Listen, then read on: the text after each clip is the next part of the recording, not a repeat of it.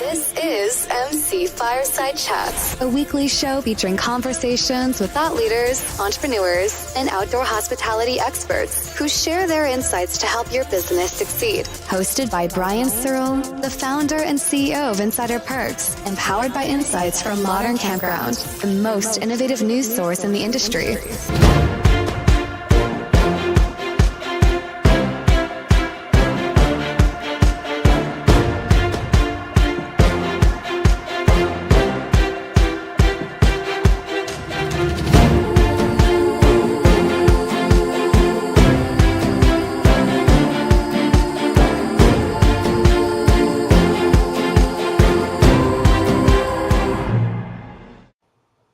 Welcome, everybody, to another episode of MC Fireside Chats. My name is Brian Searl with Insider Perks. Super excited to be back with you for week one here. I took a couple weeks off. It feels like I'm trying to still get back into this whole rhythm here, but thankfully we've got great panel recurring guests here that obviously will, as always, pick up my slack. So super excited to be back here for an open discussion show. We got a couple people who kind of run around the room and let everybody introduce themselves, as always. So feel free to plug yourselves briefly. Let's start with Scott, because he's right above me. Scott Bahr with Cairns Scott Consulting. Bahr, yeah. Is it really Scott Bahr? Have I been saying Scott Bahr the whole time and you haven't corrected me? I guess I just call you Scott in person. It doesn't matter. The world is split on the pronunciation, so it's okay. It's okay. We're gonna have to do a study and commission this. We'll talk about that later. Okay, Sandy. I'm Sandy Ellingson, and I'm an RV industry advocate. Welcome, Sandy. Thanks for being here. Mike Harrison. Mike Harrison with Sierra Hospitality. Good afternoon, morning. Good afternoon, good morning, sir. Jeff Hoffman. Oh, am I next? Jeff is muted. Yeah, go ahead, Jeff. He was talking, but he's muted. I'm Jeff Hoffman, founding member of Camp Strategy consulting firm. Hey, Jeff, thanks for being here. And Casey from CampSpot. That's it. Casey from CampSpot. All right. Well, I guess sorry, I didn't mean to steal your thunder, sir. That's all I had. You can say that because Casey needs no introduction. No, I certainly do. All right. Well, and then we have Mark Koep, who will join us in a couple minutes. He's on an important phone call, so he'll be back with us. He said about 15 minutes or so. We'll see how long he has to wait on hold, but excited to have him join us as well. So, guys, what's on our agenda here? Like, there's a couple things that I want to talk about that we want to get to. So, and I know, Scott, that like you were there and you maybe don't want to talk about it, but do want to talk about it, but you're the only person on the show who was there. So we'd love to just hear your insights a little bit on the Move America Week and things like that in a few minutes. I want to definitely catch up with Jeff, see what's been happening in the consulting world, Sandy in the RV world, Casey with CampSpot. You've been doing some cool things. Some of your feature releases, I think we've seen, Casey. But let's start with Mike. What's new in Sierra Hospitality world, Mike? Hot off the presses, we just opened our newest resort, Savannah Lakes RV Resort, right off the I-95. It's fantastic, cut right out of the forest. We share a border with the Savannah Wildlife Refuge. It's 5 lakes, 95 acres or so. Just a beautiful property that's very convenient, but really serenity and just a gorgeous property. So businesses are doing well. We continue to focus on looking for third-party development and feasibility studies and third-party management. So that's what we're really doing a hard push for right now. And that's something exciting that we continue to look at. I'm interested, Mike. Like, I think I know the answer to this question, right? And we've had you as a recurring guest on the show for some time, but I don't remember if I've ever asked this question. We hear a lot about Sierra Hospitality. You're very active on LinkedIn. Website announcements, all that kind of stuff. As people from the industry look at a company like Sierra Hospitality, where would you say you want to take the company? Do you want to continue to go what we're here, like just opening new resorts, third-party management? Is there a larger vision you have for it that you could share with the industry? Sure. I mean, I think that's a great question. I mean, our company's vision is evolving the industry for the modern world. So when we created the company a few years ago, we kind of said, what do we want to be in 7 years? What do we want people to say about us? And, we didn't say we wanted to be the biggest, right? That wasn't our vision. We don't have a goal of 20 properties a year or anything like that. We said we want to be able to leave an indelible mark on the industry that, we have helped push the industry forward, whatever that is, whether it's from an experiential hospitality standpoint, or it's a technology standpoint, or a branding standpoint. We thought there was a place for us to be able to put the industry in that position. Part of that is obviously through our own growth, whether it's our own ground up developments or by, absorbing third-party agreements for other owners. But part of it is also contributing to the industry, whether, I'm a speaker or I'm a university instructor for the American Glamping Association, or, the various different things that I'm a part of. It's operating, but also contributing to the industry as a whole. So how do you think you fit in with, and I'm just using our guests on this show as an example, right? Because we've got some different facets of different people that I think are fairly representative of the industry, right? We've got Sandy, who's in the RV industry. We've got Scott, who's big in data with KOA. We've got Casey from reservation systems, and Mark from the 10,000 things he does, virtual tours and Facebook groups and whatever else. We've got Jeff Hoffman, financial guru, campground owner extraordinaire, guy who unretired 73 times. How do you think, and I think this is something that we often, and the reason I'm framing this question this way is we often hear about, here's the software providers, here's the virtual tour providers, here's the data people, here's the management people, but really it's everybody working together to create a piece that is CRR, right? As your example, just taking your example. Yeah, I mean, many times I call it a symphony, right? And you need to have the different instruments to make up the orchestra that creates the symphony. And so I agree. I look at everyone on this call as an example, as a partner. We cannot do our business without, an amazing PMS provider like CampSpot, right? While Jeff is, kind of aligned in what he does, we've had so many conversations that helps move the industry forward. Obviously we know you're a partner on many different ways, from marketing and AI standpoint and branding and digital.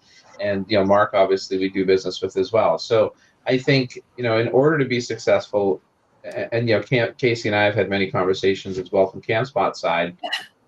I know they have a similar mission, which is to, build the industry together. I don't know how many folks saw CampSpot or participated in that yesterday, but I think that's a great example of how CampSpot's trying to move the industry forward, or the reporting that Scott and you do, together. I think we are at a very important inflection point for the industry, where, I'll be speaking on this at OHCE a little bit, just about how the industry is evolving. And, the announcement continues to come about Hilton and AutoCamp, and where the industry continues to move towards. It's going at a rapid pace, and things are going to be rolling out, and we're going to try stuff and break stuff and try stuff and break stuff. And it's going to be exciting.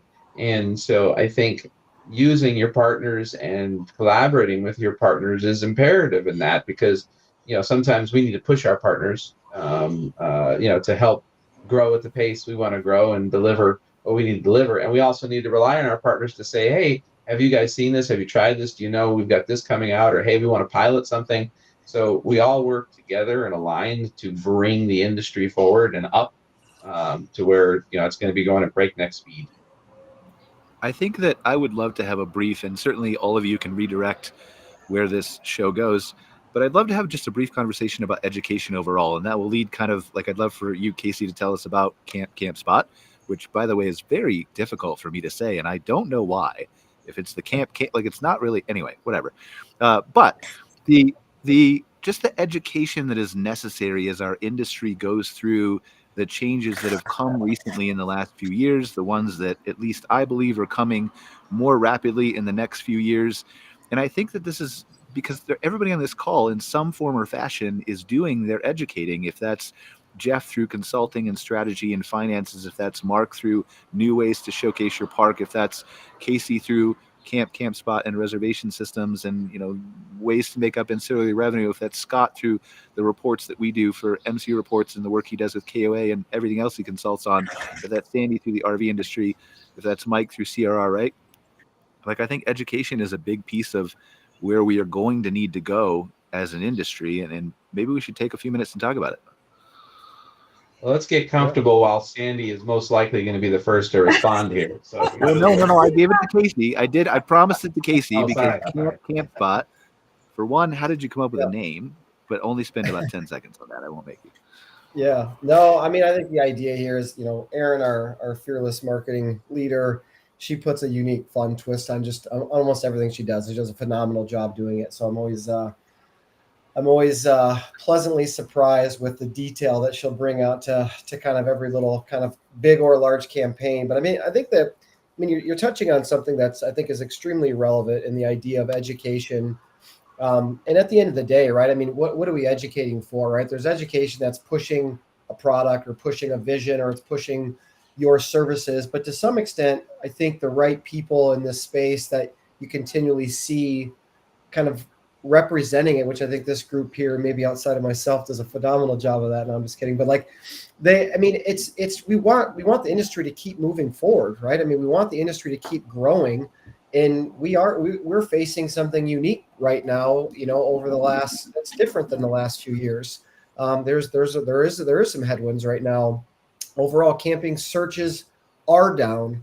And so it's like, well, okay, now it's not just if you build it, they will come. Now there's, like Mike put it very eloquently, like it's a symphony, right? There's so many moving pieces. There's so many things that can come together to bring things like, again, that make this space successful and to make each individual's park or their group of parks successful.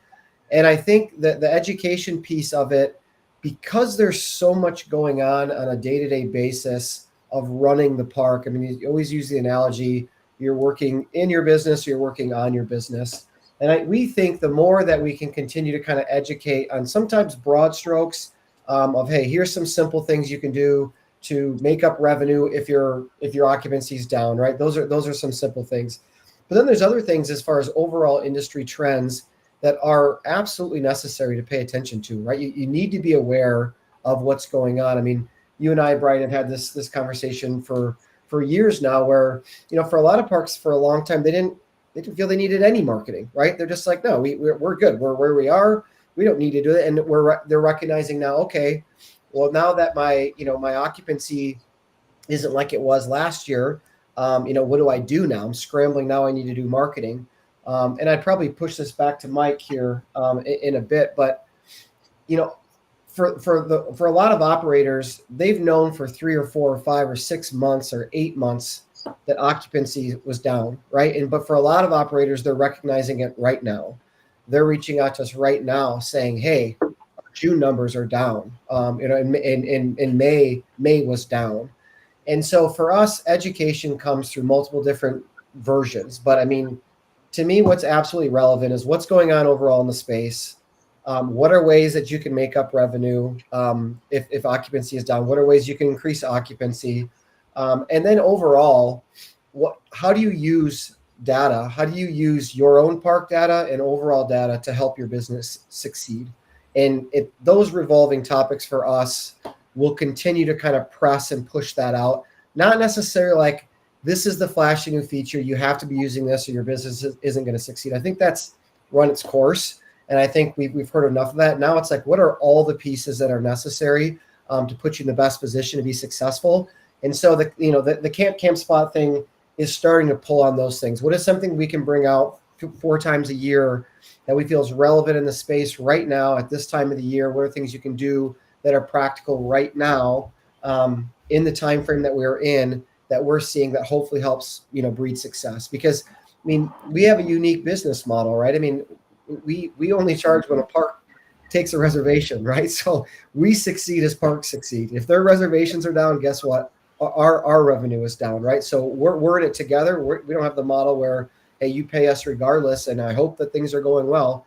If they're not, we feel the same pain. So it's in our best interest, being a partner in this space, to see what can we do to drive additional awareness? What can we do to drive additional occupancy? What can we do to drive additional conversions? What can we do to drive overall the industry and getting more people camping and more camping nights? And that's kind of where this series is kind of starting and where we hope to take it. Like, I don't want to veer too far away from education, but I want to have one thing that you brought up I think is important to communicate to owners on the show, and that's that a lot of parks are down right now, right? Yeah. Like, we're hearing a lot from some of the more vocal voices, to be as vague as possible, that the industry is great and we're going to have another great year and it's going to be amazing. But like, this is not what park owners are seeing at their parks, right? Yeah. No. I mean, no. I mean, I think I'll put it to Mike here. I think this is a really good segue in general, right? I mean, there's parks that have done a good job using data to understand that the demand isn't as high as it was in the past, and so they've made adjustments ahead of time to help offset that with ancillary revenue, with promo codes, with discount codes, with potentially accepting a few more long-term reservations as opposed to transient. So the people that are utilizing data and reporting to their advantage, or at least were aware of it well in advance of recognizing, hey, it's June and I'm not full this June. That's different than the last 4 years. That's pretty relevant to know that 3 or 4 years or 3 or 4 months in advance, or even 6 months in advance. Oh, yeah, it's got to be longer than that. Yeah, it needs to be longer than that. So maybe a good segue to this would be handing this off to Mike and saying, okay, Mike, how have you've seen the trends? You probably look into our analytics platform maybe than anyone else in the space. What have you seen, and what are maybe, because again, I don't want to give away your your secret sauce, because obviously the management and the tools that you bring are the reason why you run such successful parks. But what are some practical things that you've done by looking at data that's available to you to help get in front of some of these things? Like what would be a couple practical things that you've done? We just had this discussion with ownership yesterday. So a couple of things. One is, I remember when I first, started in the outdoor hospitality industry, coming from the hotel industry, forecasting is a regular cadence, a regular pattern of doing business. And in this industry, it wasn't. So I was pushing and pushing and pushing for reporting and forecasting to understand, what are we doing 6, 12, 18 months from now? And so, I remember we looked at the CampSpot advanced booking report, and I'm like, we got forecasting. I'm like, not really. And so we pushed and pushed and pushed, and you guys obviously developed and evolved to CampSpot analytics. So I think there's a couple things. One is, I think the industry as a whole needs to understand and be better prepared by looking out 6, 12, 18 months. And they hadn't been, right? And especially in the last 4 or 5 years where it was hot. Oh, I'm full. I'll be full all the time. Secondly, and Brian, you and I have had this discussion probably going back to last January, where I was, I know how many times I said I want to be doom and gloom, but I don't see this year being as amazing as everybody thought it was going to be. And then last year, of course, was down from 2022. And as we finished last year, you always stop me from talking about the economy and pace. And, here we are in 2024. Right? But this is what I do for a living, to make sure that, our assets are successful. And, our properties are very heavy in the snowbird areas. So I always say we usually get an indication of what's going to happen for the year well before everybody else does, because it's coming to us first. So when we see Q1 is going to be off, we know that over the summer of the previous year, we have a good indication what we feel or what we think might happen in the upcoming year. So, for example, a more specific example, Casey, as you mentioned, we had back in January taken a look at the summer of this year and kind of said, okay, we're looking at year-over-year trends, and we're down in booking pace. And we had thought we might be, but we were down a little bit more than we had expected to.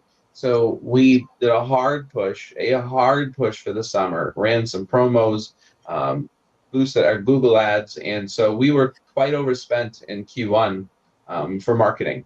And it didn't necessarily reflect the performance of Q1, but we knew it was kind of for future business. Fast forward, we beat budget and beat last year for May in a couple of our properties, and we are well ahead, 10 or 15% of pace versus last year for the summer. It doesn't mean it's solved. This year is still tough. Right. However, we aggressively saw a hole well in advance, because a lot of times people are looking 30 or 60 days, and by the time you get there, it's too late, right? Now you're being reactive and, please come stay with me. And so we are looking far out to make sure, like right now, of course, we're looking at, Q4, we're looking at Q1 of next year, and, making plans. You're probably going to see a promotion come out in the next week about, summer heat, buy 2 months, get one free kind of thing, to build some occupancy, build some base, if you will, far out.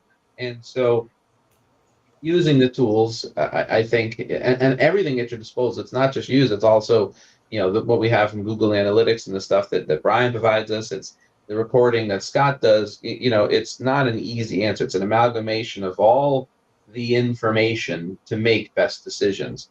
But if you don't use foresight or you're not forecasting, it doesn't matter. A long answer to a short question. But that's a very important thing, right? And you can talk to almost everybody on this call about this forecasting or planning in advance because, and I've had so many of these calls in the last 2, 3, 4 weeks with clients who have said like, oh, well, I'm down for Memorial Day or I'm down for June. What do I do? Well, like, there's very few things we can do tomorrow to try to fix that. That's like a Google Ads play. That's a mass email campaign. But if you look at the other people that are on this call, right? If you don't forecast those things in advance, like you look at Mark's service, right? For campground views. If somebody calls up Mark and Mark's like, my park is down. What can you do to help me, Mark? Well, I can create a virtual tour for you, but I can't create it, have it online tomorrow and then market it tomorrow and make everybody aware of it tomorrow. Like that's just, I need a window. So you need to prep for this in advance. And so if we look at all those things, like I can't switch software, maybe I could turn on lock fees tomorrow. That might be a thing. So that's one thing, right? But there are very few things that you can do without that planning in advance. Would whoever wants to take that, would somebody agree or?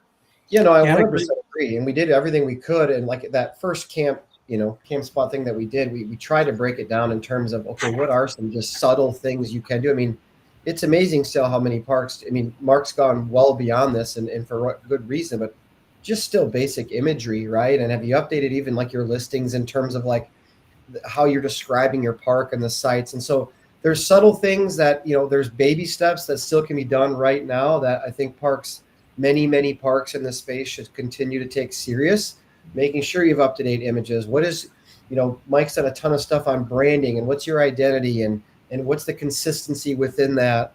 But there is simple things like, hey, if you've never turned on a simple lock site fee, if you've never offered add-ons at the time of booking, like it makes sense to do those things, right? Those are some subtle things that you can do right now. But I mean, you're right. Overall, if you're not looking at the stuff at a little bit larger window, you are kind of missing out on, adjustments and tweaks that you can make that sometimes require longer than a week or two to do so. Well, and let me add on to that, Brian, real fast. Go ahead, here. Mark. Go ahead, Mark, and then I want to talk to Jeff. So part of that is, we were just talking about this the other day. A lot of the private park operators in our industry, it's been a family business. They've run this for 25 years. They know what's going on. They don't need anything else until they do. And now they don't know what to do. And I'll share an example with you from one of the trade shows. A gentleman walks up to me and I asked him, part of the conversation when we're providing our services, do you have online booking? And he says, no. He's like, and you're not going to convince me to get online booking no matter what you say. And I said, great, I won't talk you into it. I said, is your park for sale? It's like, well, I'm always interested for the right price. And I said, well, I've got multiple investors who will buy your park today. And the only thing they're going to do is install online booking on your website, your same website. And they're going to grow the revenue 30% the first year. That's all I said to him. He said, maybe I should get online booking. I'm like, yeah, I think you should probably start thinking about that. So the hardest part for a lot of operators is getting out of their own way and allowing systems to come into place that can serve them. And then that brings up the biggest challenge. Where do you find the right systems that work for you? And that's a hard question to ask because it depends on their tech savviness, who they're connecting with, and so forth. And so that's where I think the underlying problem lies, is that if you don't know what you don't know, you're going to continue doing what you're doing. So raising your hand and just being honest and saying, hey, we're down this year and I really have no idea.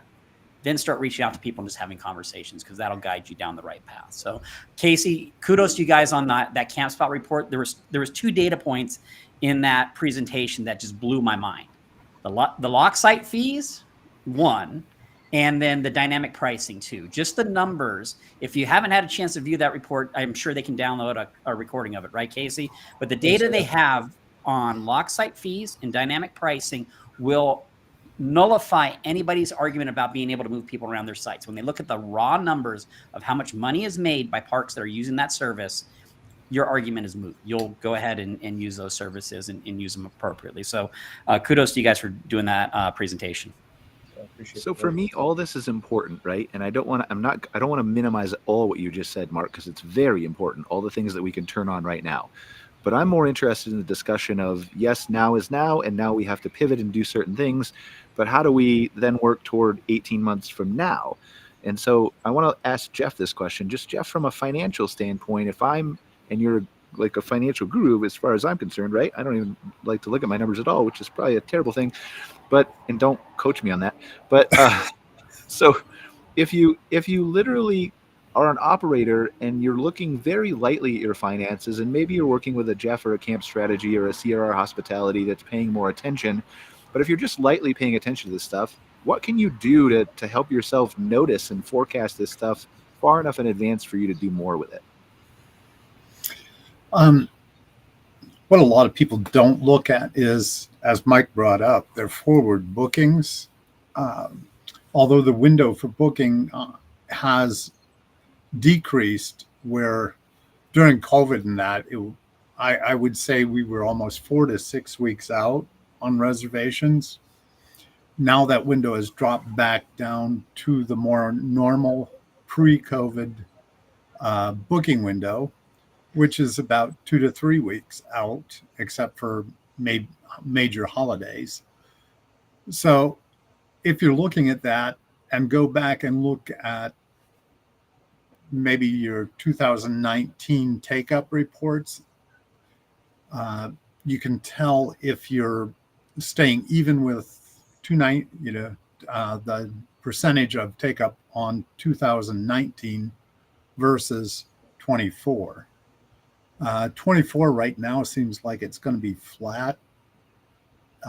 When I've talked to a lot of people, some of the campgrounds that I have consulted with were up quite a bit, but that's because we did some changes and they may have added some pads, which is boosting the revenue. But overall, how we educate people to take a look at marketing for the future, how to look at their financials for the future, goes back to your point, and to Casey's point of educating them. What tools do they need to get that done? How do they look at a financial statement? I don't specialize in marketing, but I know enough in marketing that what you're marketing today hopefully is for 2 to 3 months out, if not more. And if you're reading that you've got a downturn, you've got to hit it harder than softer. You can't. The only way to drive revenue is to market more and not cut that expense. Cut your expense someplace else if you're going to have a downturn, but don't cut your marketing expense. That's the only way you're going to draw additional business in. So, and those are all things that we have to take a look at, both from the financial side, and you brought it up, revenue management. There's dynamic pricing, there's revenue management, there's looking at your expenses. How can they be adjusted if you're going into a down period? But the main thing is looking at the trends, and as they go to the new systems like CampSpot, it's a lot easier for a person like myself to come into your campground cold and pull out data that tells me a lot of information that the campground owner actually doesn't know at this point. Yeah. If they're still doing their stuff on books, it'll take me weeks to figure out what's going on, and lots of going back to old reports, where if I get on any kind of new PMS system, I've got everything at my fingertips, and I can forecast out, I can budget everything from that. So you touched on something there, Jeff, with, dynamic pricing has been this buzzword for whatever feels like 4 or 5 years now. Some parks use it, vast majority of them don't. But this year, I think looking at dynamic pricing in a different light could maybe never be more relevant, in my opinion. I'll push this back to Sandy and Mike for their, for their take on this. But I think more than ever right now, dynamic pricing, the opposite way that most people look at dynamic pricing, is going to be extremely relevant in terms of saying, until my occupancy is this high, I'm going to lower my pricing a certain amount because I need to get people into my spots. And that's when hospitality, and that's when the experience that I provide them has to be on a different level, and needs to be on its the highest level possible. Because again, I need to speak to this audience. I need to get them in. Then I need to wow them with what we're able to do. And so this year, I think more than ever, if you're seeing occupancy lower, what can you do? There's marketing, there's all these different things you can do. But at some point, and this is what I'd like to push back maybe to Sandy and Mike, like at what point do you just lower pricing, right? At what point does it say we need to lower our pricing from what it's been in the past to get people in? And then I think it's finding that balance of, you don't want to lower your pricing too much to potentially bring in an audience that you don't necessarily want there. And then what is that balance? And again, not just pitching everything technology wise, but doing that using technology to say, well, until these site types that are at the lowest occupancy over the next 30 days or 45 days are at a certain percentage occupancy, I'm okay taking my prices down 15 or 20% to see if that actually converts. It's the same mindset as saying on my holiday weekends, when I get to 70% occupancy, I'm going to raise my prices 10% because we have that much demand this early. At what point do you just simply say pricing is going to come into play? So be curious, like Sandy, like what? And then Mike, obviously, would love to hear your comments too. Are you recommending right now, Sandy, to parks to say, hey, look, you might just need to lower your pricing right now and see if that gets bodies in the park? I mean, what's your take there? Well, Before it's you answer interesting that, one thing I want to throw out that's super controversial, just to play devil's advocate, related to this price topic, right? So I had a conversation with a larger group this morning who owns multiple parks, and they were talking about the same thing, where like we're looking at discounting and adjusting rates, and do we go, mostly down was the conversation, right? But looking out at September and seeing those numbers and things like that. And my thing is I'm not sure that discounting is the right way to go. And I know this is going to be controversial, and I know I'm not the smartest person in the room about this subject, so I want to toss it out to the group and have you guys give your thoughts on it.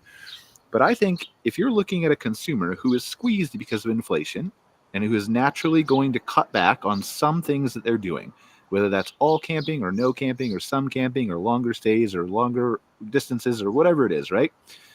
If you've decided in your head that you're not going to go camping because you're going to cut that from your budget, I don't think a 10 or 20% discount changes your mind and brings you back to the table. So there's certainly people in the middle who will change their mind, and I'm not saying there isn't. But then on the other side, there's the people who are saying, well, this inflation and this economy really stinks, but like, I've got to get away, I've got to get out, I've got to relax and de-stress. And so like camping is going to be my one indulgence this year instead of maybe a big ticket new car or something like that, right? And I also think those people are going to look at a price of $50 and say, I'll go camping for that. And they're not waiting for that 40, or they're not saying, well, I'm only going to go stay there if it's 40, because they've decided that camping is going to be in their discretionary spending. So through that lens, Sandy, please.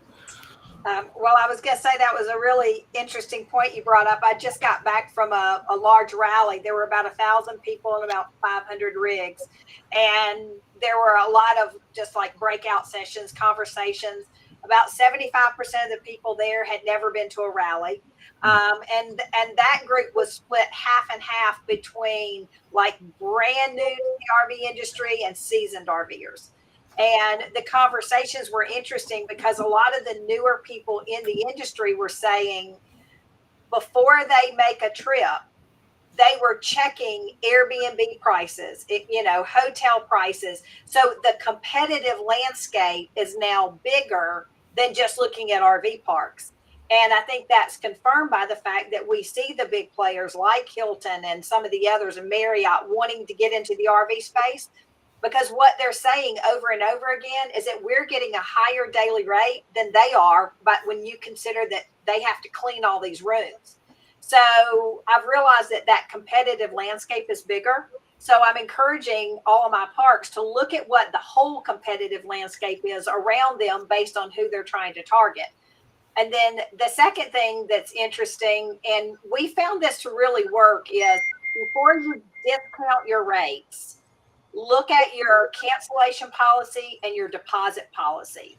Because the biggest thing we're hearing from campers is that during COVID, we kind of raised our deposit policies and they went from 50% to 100% up front.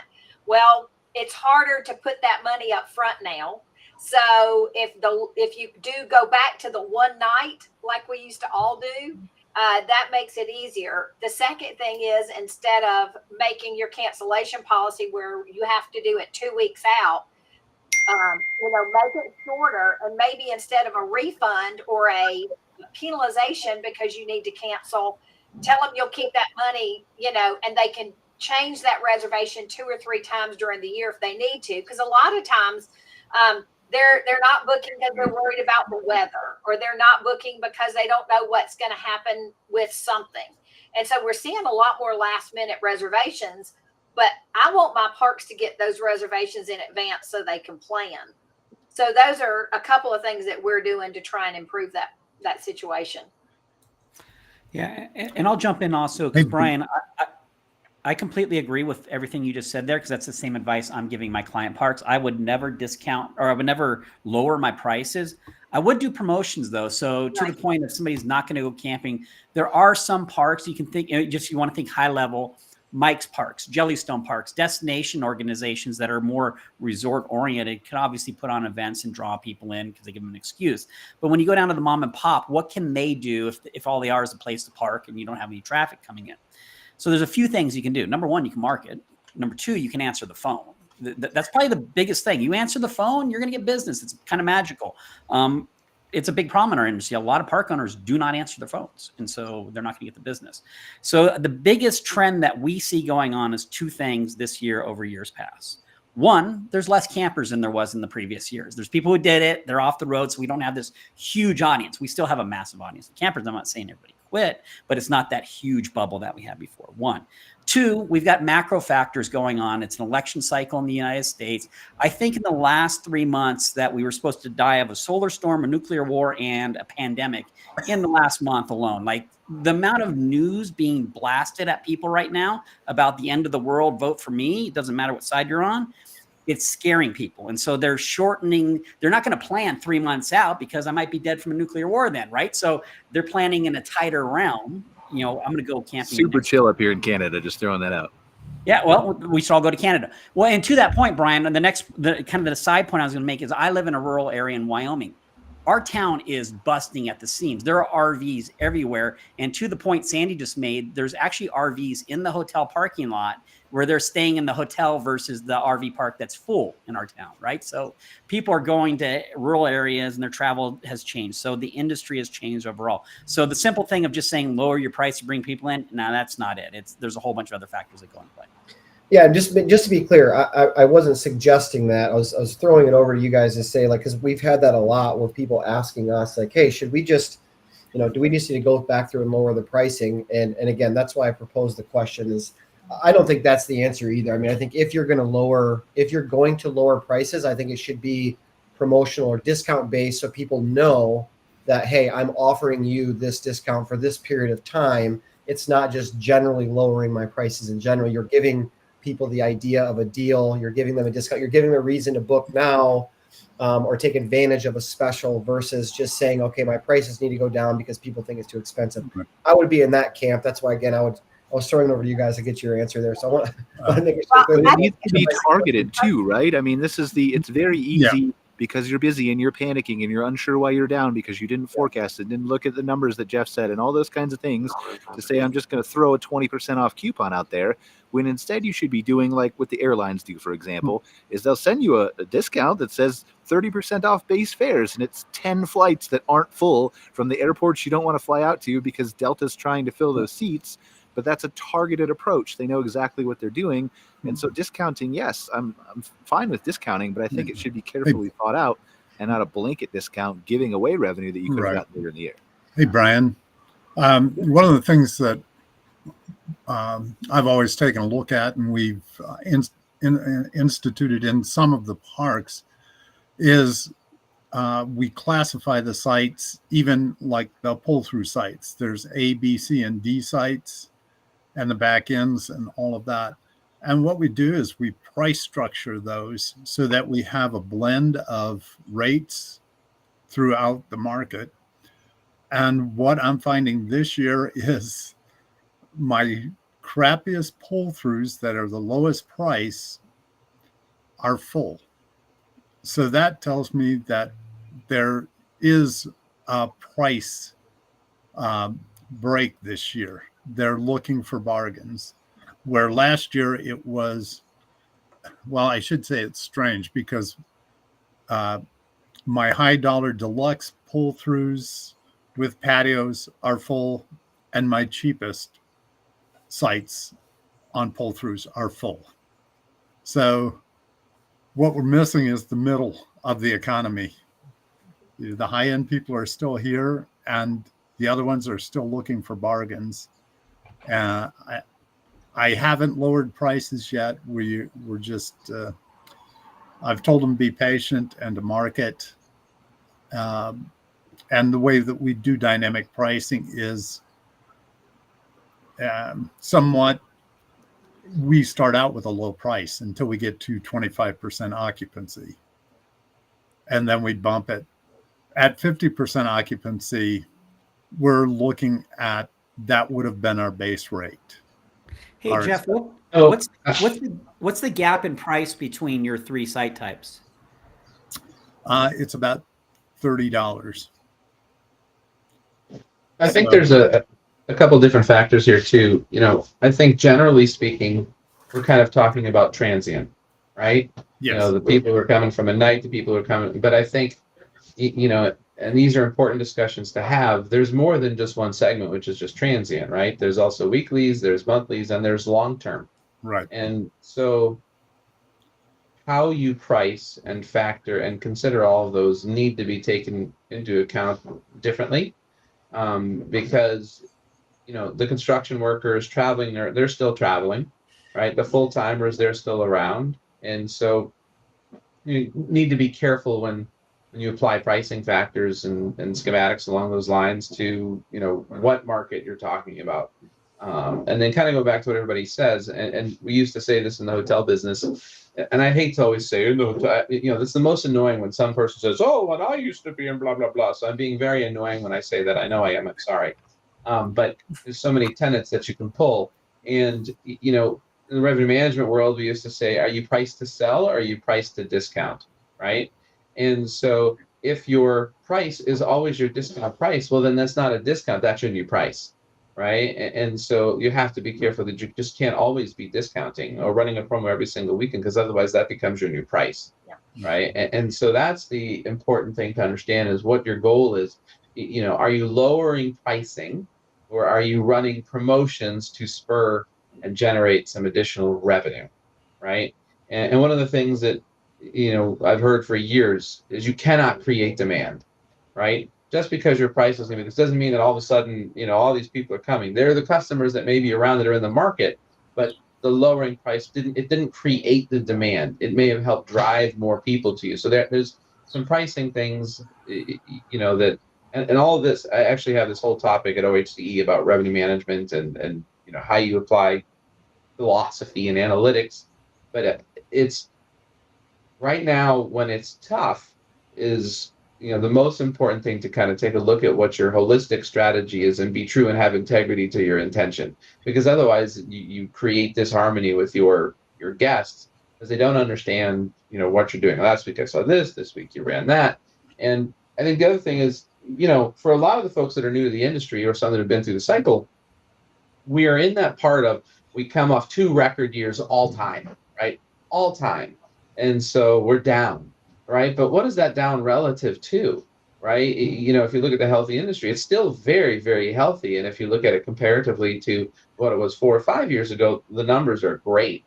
And so, having gone through all these different cycles in the hotel world, there's cycles, and you still look at applying your strategy to what that looks like. And in CampSpot, they have a market share report, a competitive analysis report that shows you how you're competing against your quote unquote comp set.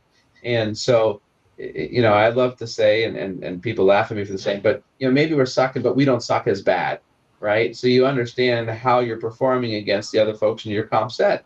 And, you may be down 3%, but you can see your comp set's down 15, right? So, are the strategies you're doing, are they working? Are you applying your principles? And so you're still going to be down, right? If that's a general economic trend, or, that's what's going on. But are you beating out your competition? Really, that's the measuring stick. Are you performing better than others? Are you not sucking as bad, in a downturn, so to speak? So, and I I think 100% agree with that. And I just want to add one small thing to it and say that I'm worried that because I hear this refrain a lot, not necessarily from you, Mike, and I know you didn't mean to have a huge truck drive behind me while I was talking, but the one thing that I pick out of there is that maybe this is a crutch for people if we're pushing too hard on this notion that yes, you're having a good year, and I agree with everything you're saying, but you're down from 21, 22, but you're still having a good year comparatively speaking to 19. Does that give people an excuse to then say, oh, well, then, I don't have to do as much planning as everybody was talking about on the show? It's a condition. It's an explanation or an understanding. It doesn't give any. And if somebody I know takes that's what you mean. I'm just saying I want to be careful to not if give somebody people uses that as an excuse, then good luck running your business, because none of us are ever going to take our foot off the gas and say we're happy with where we are. Yeah. Go ahead, Sandy. I just think that another big consideration that has to be brought into this conversation is all of the people who bought parks during COVID, and they paid the highest price for those parks, and now the occupancy is down. The prior owner probably could be doing great because they didn't have the debt structure that the new owner does. And I'm seeing that a lot with small investors who thought they wanted to get into the RV industry and started buying up parks, didn't really know what they were doing. And now they've got debt higher than what they should have, and they cannot get the nightly rates that they really need to make the profit margins that they promised. Scott Bahr, who's been ever so quiet and soaking up all the wisdom from everybody except me on this call, because I never have any wisdom. But Scott, tell us how they can forecast and use data points with the studies that you're doing for KOA, for MC, on your own. Just some of those. How can they use that as a harbinger of what's to come, both good and bad? I think first and foremost, look who most of this stuff is macro, and I think to build on what everybody has been talking about here, what we do typically is we look at the macro level, and now you can take the data that everyone has, whether it's from CampSpot or and use that at your micro level. So first and foremost, there's two parts to the equation, and one is what's happening up here, and that's what we measure. Look at the demographics, look at the attitudes. Remember, attitudes are lagging. If someone says, this is my intention now, you're not going to see that for months. Even if they say, I'm going to do it next month, it's going to happen down the road. It's much further. All the attitudinal stuff, it's lagging. That's one thing I would tell people. Attitudes are always, when they convert to behavior, it's down the road. So use the information. See who's going out, who's camping, who's glamping, who's traveling, who's road tripping, all those things. We have that. All that information exists. All you have to do is ask. The other part is what kind of experiences do they want?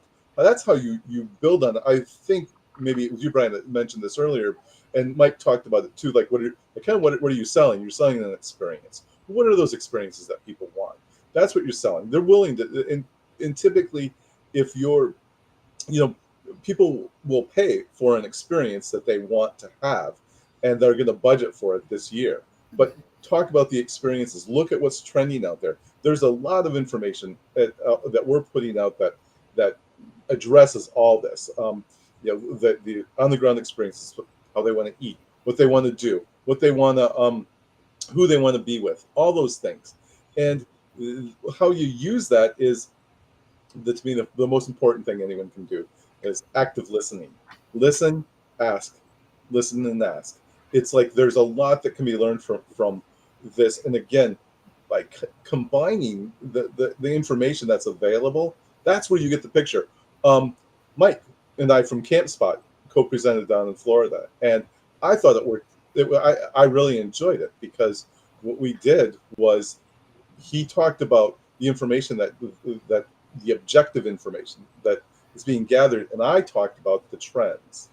I talked about here's what we're seeing. You bring those together, you get the full picture of what's going on, and it allows you, I think, to make better decisions because now you kind of really know what's going on because you know the behavior and intentions, but you also know the attitudes. The attitudes is an important part a lot of people forget about. Yeah, well, that's a really good point. It makes me think of something else too in terms of like what you can do right now. And Mike's Perks have done a really good job with this. It really came full circle to me. I did a quick trip to Jamaica to visit a friend. And there's this big fear thing going on in Jamaica right now. I'll try to bring this all together. But of like people, being scared to go there and things of that sort. Don't go off the resorts or don't go out of the, into the local places. And it was this fear that got created internally at the resorts to try to keep everyone there. So they spent all their money there and they didn't venture out anywhere else to spend any money anywhere else. And it's worked. It's worked phenomenally. They take this fear aspect of things to try to keep everyone there and blame, violence that might be, 300 miles away or something like that happens in every city. And use that to have reasons to say, no, you shouldn't leave the resort at all. It's too scary out there. We did the exact opposite. Everything was perfectly fine. I bring that up because, Mike's done a good job of this at his parks, but controlling what you can control. If your occupancy is down 20%, let's say, so very, simply, if you have $100 and this year it's going to be 80 because the occupancy's there, what can you do at your park to get that 80 to 100 again? And it might not be from an extra body, right? It might be from other things that you can offer at the park, whether it's renting off pickleball paddles or if it's, if it is firewood and ice, or it's just what does your park have to offer locally there that you can draw up the ticket of that per person, what you're making from that person, at the park. And so I think being creative there, or what's at your disposal, is it linking up with other tours that are in the area and say, hey, I'll send business your way. What's something we can work out? I mean, there's other ways that say, instead of saying, I got to get 20 more bodies in my park. Well, if you have 80, are you getting the most out of those 80 people by offering whatever it is, ancillary things that you can offer them? And I, like I said, Mike's done a phenomenal job at this. I was at his parks and it was great. I felt like I didn't need to buy anything anywhere else besides maybe going to dinner a couple times. And I'm sure that was by design. Which is a good thing, but I think exploring those things for every park at a very practical level is like, what are some things here that I absolutely could make some additional revenue off of the people that are there, not just with my price, not just charging them more for the pad or for the cabin, but what are some things that are going to be benefits or add-ons that I can sell to them or offer to them while they're there, and that's going to help offset, maybe a lower occupancy. So that's an area worth exploring if parks have it. Yeah. That's an intentional strategy, Casey, that we have talked about the last year is precisely what you just said, and that wasn't by accident, which is driving ancillary revenue, right? And we're looking for pennies, right? Anything that we can make money off of, we're trying to, whether it's, tie-dye, running extra activities, doing extra golf carts. We just installed a sluice, which is one of those, gem mining amenities. We have a revenue share with a yoga instructor. We just signed up a new food truck. I mean, there's probably 30 different things that we are doing to drive other revenue, that can help offset, if you're down in some of the site revenue. Imperative strategy. Absolutely. You can go the other way too, though, right? You can make sure that your margins are intact while saving money in other places that perhaps you would have spent in other years. Yeah, I want to hear it. So, Scott, what were you going to say? Oh, I was going to say, just to look at a different hospitality situation in the work I've done, like with Harrah's Casinos in the past, is they increased their revenue for events by, say it was a concert for their VIPs or whomever, they would increase their revenue for the event by 15 to 20% just by having a social hour prior to the event where they served food and drinks. It was a huge revenue generator for them for those types of events. So it's one of those things that, the food and drink, by the way, is a really good markup item and people love it. It's a big draw. That's all I wanted to say. That's actually fascinating. So, do we have any data, Scott, or anybody else on this call about how many people, if your check-in time is at 4, how many people would come at 3 versus would come at 8, 9, 10 at night if they could? Is there any data that exists on that? Not that I have. I mean, it's a super simple idea, and it's not a huge revenue generator. But I used to go to the Kimpton hotels, and they used to have that happy wine hour or whatever at 7 o'clock. Why not offer an early check-in social where you sell things and people can show up? I don't know. Anyway, it's creative thinking. I mean, those things are great ideas. I think that's all part of the mix. Find out ways. I like what you're talking about finding alternatives to generate revenue. I think Casey, you were just talking about that. It's there's some great opportunities. And Mike, you're talking about those events, all of them. People love that kind of stuff, and they're willing again, they have their budgets, but they're willing to put out a few dollars for that kind of stuff. The convenience factor is huge as well. Yep. All right, so let's spend the last few minutes or just do a round robin around the room for people. If you had to pick like one or two things that people should pay attention to educate themselves, forecast, adjust, whatever, help prepare for what is now and may happen in the future, what would those one or two things be? Start with Mike Harrison. What they should keep an eye on is what you're asking? Yeah, like things that they should either start to educate themselves on, numbers or data they should pay attention to, just ways that they can help weather what may or may not be coming or what is happening now. Okay, so Or I'll better reframe prepare it for the as future, if I'm a business owner or a business manager, how do I make sure I'm successful in the future? What do I have to kind of keep an eye on? I would say two things. One is technology. And you can encompass AI into that, and you can encompass the evolution of Mark's product and Casey's product or Joe Dumig or different platforms. You have to leverage what the professional and really upscale property is doing, because it will become commonplace and you'll be left behind if you don't. And there's some things that can really maximize your park by doing those things. So I would say technology is number one. And number two is, they have to keep up on trends. There's not one source, but whether it's the KOA report or whether it's the Modern Campground and Current Consulting report, or whether it's Glamping report or Woodall's or, whatever it is, you got to find 4 or 5 or 6 sources of information and read it religiously. So you understand kind of what's coming, what are the trends, what's national, what's economic data, what's coming down the pike, so that you can make the best decisions for your business. We use those all the time just to help shape decisions for amenities, or what we're going to offer, what the demographic changes are going to be, et cetera, et cetera. So those would be the two things I would say. All right, Mark Cap, you've been quiet further than usual. Yeah, this was a great presentation by everybody, so I just shut up.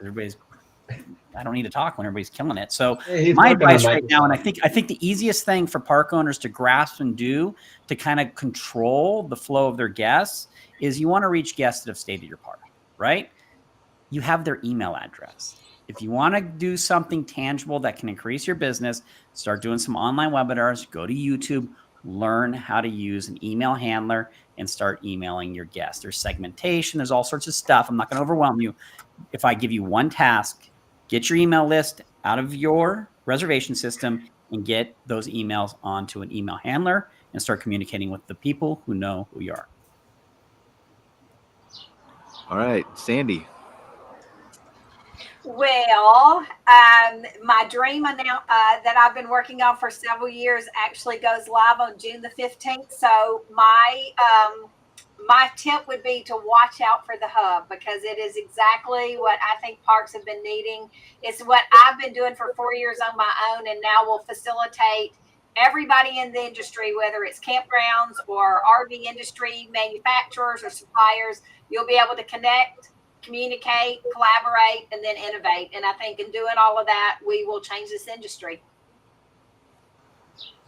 All right, Scott Bahr. I would say in terms of, in order to help plan ahead is I would encourage people to read all the stuff Mike was talking about first.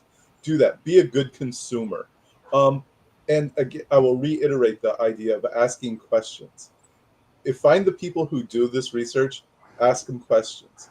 Find people in the industry that you know and respect, ask questions. If you're using CampSpot, call CampSpot to ask questions. Sorry, Casey. But no, but it's like if you're working with Mark, call Mark. If you're call and ask questions. Be a good consumer. And the last piece of advice I would say is talk to your guests, talk to your campers, ask them what they're doing, ask them why they picked you, ask them what their plans are for the future.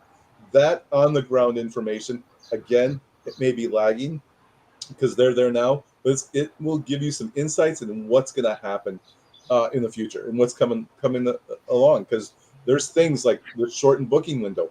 I've been talking about this for months because we saw it. And I think it's going to happen, and it is. It's happening. Spontaneous travel is returning. And so it's something to be aware of, be prepared for, and it's just done by asking people. That's all. All right, Jeff Hoffman, and then we'll finish up with Casey.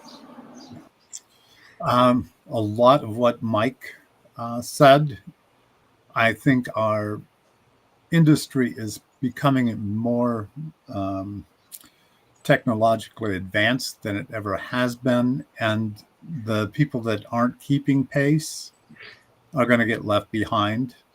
And I do think that education is their key. So the more you can read about the industry, the more you can research the industry, look at new products that are coming out that are going to help you get organized and change how you're operating the campground. Those are all things that are going to help you in the end. But also, if you know that we're going to be down, you've got to be, figuring out how are you going to increase occupancy in August, September, and October, and hopefully catch some of that revenue back. You can't just sit on your hands. All right. Yeah. Best for last. No pressure. I don't know. We'll see. A lot of good stuff there. I mean, I was thinking through this. Everyone said a lot of good things. I would say, to me, if I'm speaking to a practical, your standard mom and pop, or you own a park or a few parks, my advice would be that you have to carve out time to work on your business, as opposed to, even right now in the heart of the busy season, you can choose to go out and fix this water thing or whatnot. I think you have to allocate a certain amount of time to work on the business versus being in the business all the time. And the difference of what that's going to do is allow you to look at things like technology, or look at different products or things of that sort.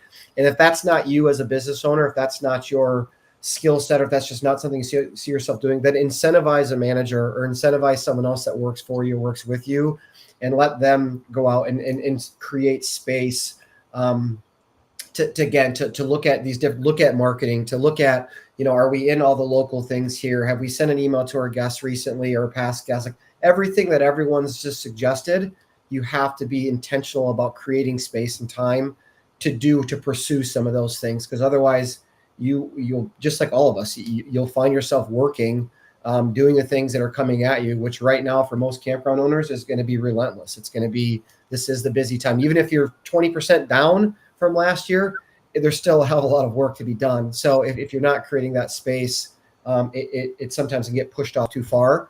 And there's still a lot of season left. There's lots of camping ahead of us. There's still a ton of time for a lot of things to turn around, but give yourself some space and time to work on some of these things so you can make necessary pivots, even now, or even in the middle of the season. Awesome. Well, thank you guys. I appreciate it. We're a couple minutes over. We're going to wrap up the show. Great discussion as always. Thanks, Jeff Hoffman, Scott Bahr, Casey Cochran, Mike Harrison, Mark Koep, Sandy, who had, I believe, to drop off the call, but super appreciative of you guys all being here. We'll see you next month for another episode of All of Us Together. We'll see you next week for an episode focused on glamping. And take care, guys. Have a great day. I really appreciate you being here. All right. Take care. Take care. Have a good day. This episode of MC Fireside Chats with your host, Brian Searl. Have a suggestion for a show idea? Want your campground or company in a future episode? Email us at hello@moderncampground.com. Get your daily dose of news from moderncampground.com. And be sure to join us next week for more insights into the fascinating world of outdoor hospitality.